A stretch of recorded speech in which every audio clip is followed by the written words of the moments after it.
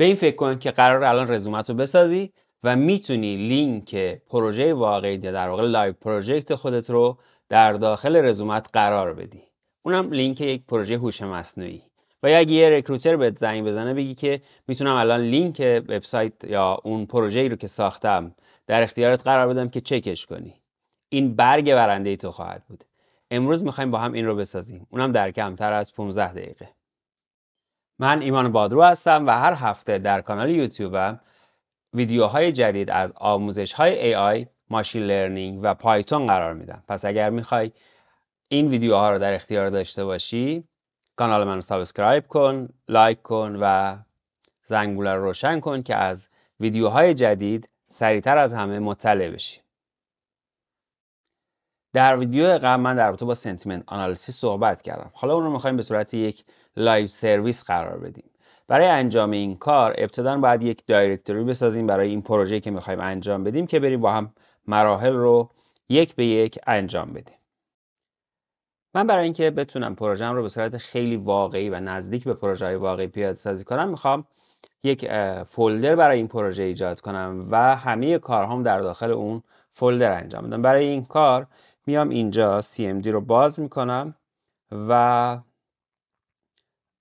من یک فولدر دارم به نام My Project که میخوام داخل اون کارهامو انجام بدم. بنابراین می‌نویسم cd My Project. بعد از اینکه My Project رو نوشتم، حالا میخوام بسازم اون فولدر رو که داریم اینجا. بنابراین می‌نویسم md sentiment API. خب بعد اگر که dir بگیریم میتونیم ببینیم که این sentiment API ساخته شده. بنابراین وارد sentiment API میشم و اینجا وقتی وارد شدم حالا میخوام کد نویسیم رو شروع کنم. یک فایلی میخوایم به نام app.py که برای که این فایل رو بسازم میتونم از VS Code یا هر ادیتور کد دیگه ای استفاده کنم. من اینجا میخوام از VS Code استفاده کنم. بنابراین نویسم کد با یک فاصله دات. این برای من VS Code رو باز میکنه در داخل همین فولدر. از اینجا که باز کرد من یک نیو فایل میزنم و میگم فایلم میخوام فایل پایتون باشه و بعد اینجا باید کدمون رو بنویسیم. خب من کدم رو اینجا نوشتم، خط به خط رو توضیح میدم. من قراره یه فست API بسازم. در واقع قراره که یک ابزارم رو به صورت یک API داشته باشم. API هم به من این امکان رو میده که بتونم اون برنامه‌ام رو روی سرور از طریق وب اپلیکیشن و یا هر اپلیکیشن دیگه‌ای فراخوانی کنم. بنابراین یکی از راه‌های خیلی ساده‌ش هم استفاده از فست API هست برای پایتون. من میخوام اینجا یه فست API بسازم. بنابراین می‌نویسم from fast API import fast API و اینجا هم برای مدلی که میخوام بسازم، ساختاری که داشته باشم، می‌نویسم from pydantic در واقع import base model. خب این قسمت هم باز from fast api.middleware.course import course middleware که اینها رو در کد توضیح میدم چه اتفاقی است. این سه خط ابتدا نیازمندی های ما هستند برای اینکه بتونیم یه فست API بسازیم. خط چهارم هم که شما در ویدیو قبل باش آشنا شدید from transformers import pipeline. خب بریم. اپلیکیشن هم میخوام به صورت فست API باشه، پس می‌نویسم app مساوی با fast API. اینجا یه تایتل براش در نظر میگیرم، مثلا sentiment API و یه ورژن در نظر میگیرم که چون اولین ورژن هم هست میذارمش مثلا 1.0.0 که این به این صورت میتونیم بنویسیمش. دقت کنید که اینجا باید به صورت استرینگ بذاریدش. بعد حالا اینجا اپمون اد میدلویر، یعنی میخوایم بگیم که به اپ ما چه کسی از چه منبعی میتونه بهش دسترسی داشته باشه و با چه متدی و چه هدرهایی در واقع مجاز هستن. این کورسی که اینجا اضافه کردیم اینجا داریم ازش استفاده میکنیم.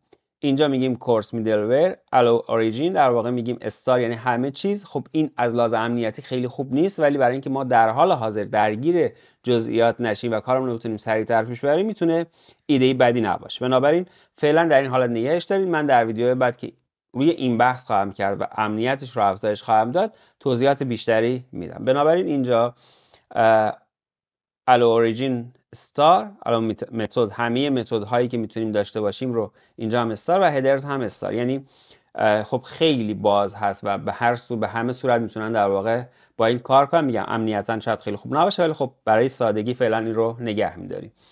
ما یک کلاس میسازیم به نام آیتم از بیس مدلی که اینجا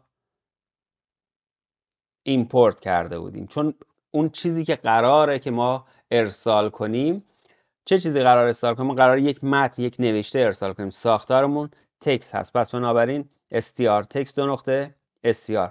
این کلاس آیتم از بیس مدل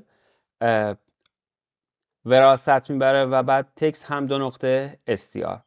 اینجا ابتداً clf اگه یادتون باشه اون اسمی که اونجا انتخاب کرده بودیم برای برنامه‌مون مساوی با نان، و بعد حالا میخوایم بیایم ایونت ها رو بنویسیم. برای نوشتن ایونت هامون من نوشتم app in event startup، یعنی و چیکار کن؟ لود مدل کن، یعنی مدل رو میخوایم لود کنیم. از چی استفاده کن؟ از گلوبال CLF، یعنی این CLF که اینجا من ابتداً مقدارش رو نون گذاشتم، از این استفاده. اینو چی قرار بده؟ برابر با CLF مساوی با پایپلاین. تا اینجاش برای شما آشنا هست، همون کدی هست که توی ویدیو قبل نوشتیم. حتما برین ویدیو قبل ببین اگر ندیدین. دقیقاً ابتدا این همون سنتیمنت آنالیسیس، اما اینجا مقدار جزئیات بیشتری گفتیم. چی گفتیم؟ گفتیم که مدلی که من میخوام داشته باشم مدل دیسلبرت هست، اونم مدل در واقع بیسش و جزئیات این مدل که اینو میتونیم از توی هاگینگ فیس ببینیم که چه جزئیاتی رو میتونیم انتخاب کنیم و به چه صورت باشه. پس بنابراین در لود شدن مدلمون عیناً همون کد رو نوشتیم، یعنی CLF pipeline. خب یک کد خیلی ساده میخوایم بنویسیم برای اینکه مطمئن بشیم API ما کار میکنه، یعنی وقتی که ما فراخوانی میکنیم اون کار میکنه. برای این کار میایم از app.get و health استفاده میکنیم که اینجا فقط میگیم یه استاتوس به اون برگردون به نام اوکی که مطمئن باشیم API ما داره کار میکنه. و بعد از اون میگیم که خب app.post در واقع default predict item دو نقطه آیتم. این آیتمی که اینجا تعریف کردیم دقت کنید اینجا داره قرار میگیره، یعنی میگیم predict کن با این، از روی این کلاس آیتم یا آیتم ساختیم به این صورت که ریزالتش برابر هست با clf item.text مقدارش و ریترن کن، یعنی این رو داریم بهش پاس میدیم. مثل اونجا یادتون باشه ما می نوشتیم print clf، این دقیقاً همون مقدار هست و ریترن کن حالا ریزالتمون رو بر اساس یه لیبل و اسکور رو بر اساس یه مقدار فلوت از اون ریزالتی که داریم. و اپ گت هم در واقع اینجا دیفالت هم میگیم چیکار کن؟ استاتوسمون اوکی هست و اند پوینتمون هلس پردیکت و داکس. این اون ساختاری که به ما یک API میده. در این ویدیو قرار ندارم که روی API ها و فست API تمرکز زیاد، فقط می‌خواستم بگم یه کدی رو بنویسید به چه صورت میتونید استفاده کنید. حتما در ویدیو بعد با جزئیات در رابطه با هر بخش از اینها و این دکوریتورها و ساختارهایی که اینجا استفاده شده صحبت خواهم کرد. هرچند بحث مربوط به دکوریتورها رو من در داخل دوره پایتون به طور کامل پوشش دادم. خب این رو الان اینجا نوشتیم، من الان میخوام سیوش کنم. پس بنابراین اسمش رو میذارم، میبینید در داخل My Project Sentiment API و اینجا اسمش رو میذارم app.py. این رو سیو کردیم. الان ما این ساختارمون و این API-مون رو آماده کردیم. در واقع API که داره از یک مدل هوش مصنوعی استفاده میکنه رو آماده کردیم. بعد از ساختن فایل app.py ما نیاز به یه فایل دیگه هم داریم که من اون فایل جدید رو اینجا میخوام ایجاد کنم به نام requirements.txt که اینجا این فایل میخوایم بگیم که این اپلیکیشن ما چه نیازمندی هایی داره. مثلا فست API لازم داره، یوبیکورن لازم داره و ترانسفورمرز لازم داره. اینها رو اون نیازمندی های برنامه رو میخوایم داخلش بنویسیم.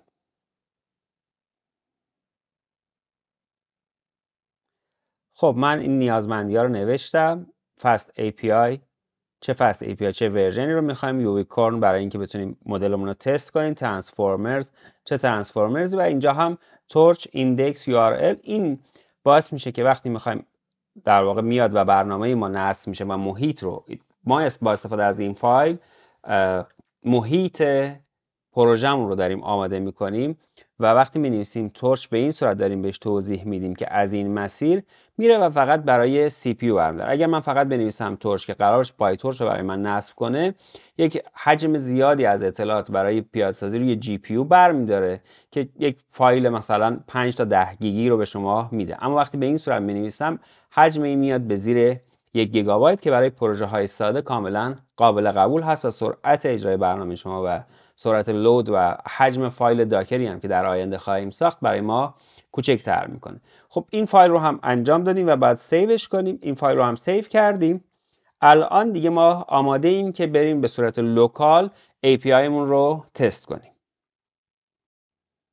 برای اینکه بتونیم از این API استفاده کنیم خیلی مهمه که قبل از اینکه اون رو روی اینترنت قرار بدیم به صورت لوکال تست کنیم. برای تست کردنش هم بعد از اینکه اپلیکیشن py رو ساختیم اینجا و بعد requirements رو هم اینجا که گفتیم fast API میخوایم، یونیکورن میخوایم که تست کنیم، ترانسفورمر چه ترانسفورمرز استفاده میکنیم و تورچ برای پای تورچ که در واقع توسط اون مدل ما داره استفاده میشه. اینها نیازمندی های پروژه ما هست، اینها رو مشخص کردیم. حالا میخوایم بریم به صورت لوکال اجراش کنیم. برای اجرای لوکال خیلی راحت میتونیم بریم برگردیم به محیط کامند و اونجا با 2 خط کد اجراش کنیم. بریم با هم ببینیم. خب من اومدم توی محیط کامندم، میبینید دقیقاً در همین مسیر users ایمان be my project و sentiment API هستم و اینجا میخوام بگم که هر چیزی که در داخل فایل requirements.txt هست رو برای من نصب کن، برای این محیط من نصب کن. اینو میتونم با این دستور بنویسم pep install با علامت منها r requirements.txt. این چیزی که اینجا به این صورت می‌نویسیم یعنی اینکه هر سطر در فایل requirements.txt یک پکیج هست که تو باید بری و اون رو نصب کنی. برای ما میاد و نصب میکنه. اگر که قبلا نصب شده باشه که میگه نصب شده، اگر هم لازم باشه براتون نصبش میکنه. پس بعد از اینکه همه اینجا شما میبینید requirements satisfied شد و متوجه شد نصب شده، حالا باید بیاید و سرور رو به صورت لوکال در واقع ران کنید که بتونید API تون رو تست کنید. برای این کار هم باز یک خط کد خیلی ساده میخوایم بنویسیم که می‌نویسیم unicorn app reload پورت 8000. این پورتش رو هم مشخص میکنیم. این دستور رو وقتی بنویسیم یونیکورن رو شما در داخل VS Code که نوشتیم دیدینش و حالا میگیم اپلیکیشن ریلود پورت هم 8000 اجرا میکنیم.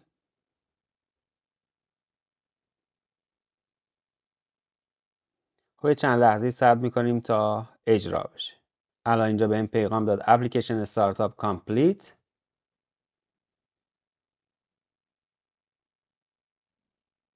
خب بعد که اپلیکیشن استارتاپ کامپلیت رو دیدیم میتونیم بریم توی مرورگرمون و اینجا بنویسیم 127.0.0.1 و پورت 8000.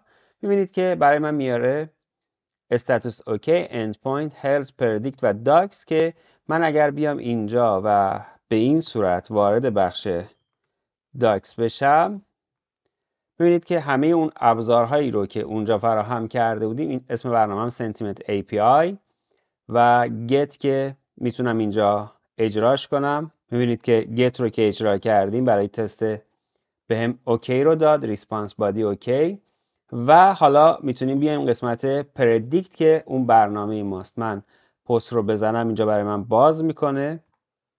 من این قسمت پست پردیکت میام ترای و اینجا قراره که تکست استرینگ این رو بعد به جاش به مقداری که میخوایم رو بنویسیم. من اینجا میام و مطلبم بنویسم مثلا Today is amazing و اجرا میکنم.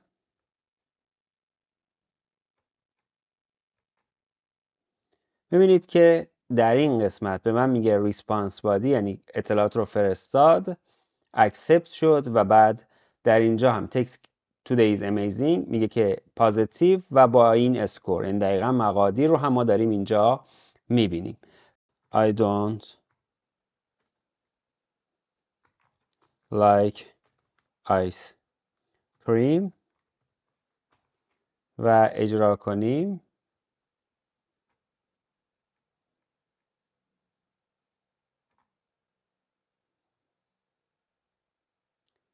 خب اینجا ما یک اروری داریم به بابت اینکه داریم از مثلا این کوتیشنی که اینجا هست استفاده میکنیم. اگر که بیایم به این صورت بنویسیمش و اجراش کنیم،